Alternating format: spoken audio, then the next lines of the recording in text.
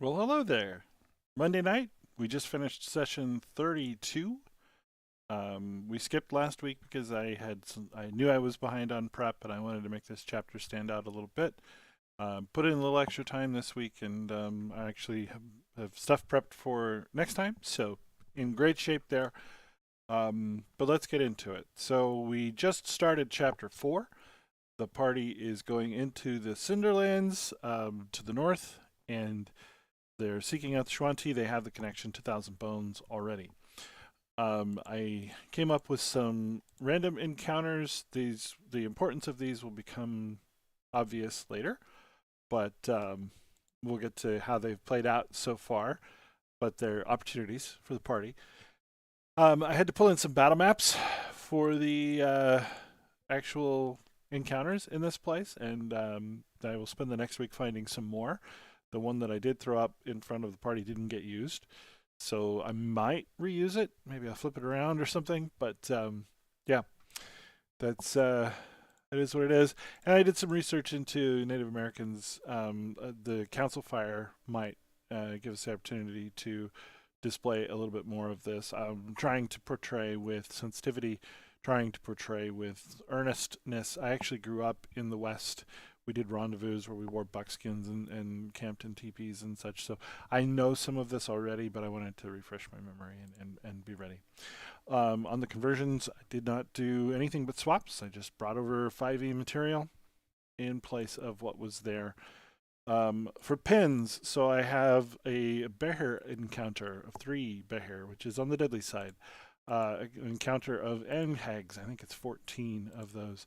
Wolves, as Cinder Wolves is what we're supposed to use. I don't have Cinder Wolves, so I used the design of Matt Mercer's, which was in there. Great Wolf or something. Rocks, I've got gargoyles. I used 4-armed gargoyles, large and small varieties, because again, these are high level characters and a big old party of them. So it's time to start hitting them hard. And an orc warband. This was a whole bunch of Volos orcs. I still have Volos. They're not in Mordenkainen's, and I don't know why. And I didn't notice that they got removed from Mordenkainen's, or if they didn't get removed, they got renamed to something else. I don't know what happened, but I used the Volos ones, and they're probably fine. Some images from the game, and again, the 2 maps. And if you watch the stream, you'll see I didn't do the rock attack, but I did the other 2 already, as well as throwing up a pic of old Thousand Bones, which you would have seen all the way back in Chapter 1. So what I plan to do is get them going to where they need to go, do a road battle, which is one of the encounters up there, and an NPC encounter. What actually happened is they did a diversion for a shopping trip. This will play well for future chapters. There are parties that are going to try and find our group of adventurers here pretty quick. And according to the backstory, they're starting to look for them now. So as they learn that they've gone north, they will run into now a couple of different people who have had noteworthy interactions with the party, and at least one item left behind in the platinum piece in this specific case that could be used to help track them. So all of that played out basically the way I expected it to, and so the shopping trip did not go to waste. I find them kind of boring.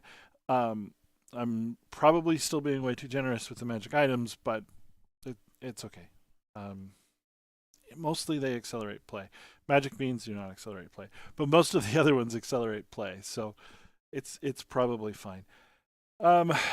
We did, like I said, 2 of the encounters. It's not really several. I think several is at least 3. 2 of the encounters, and they avoided them both. We did multiple NPC interactions.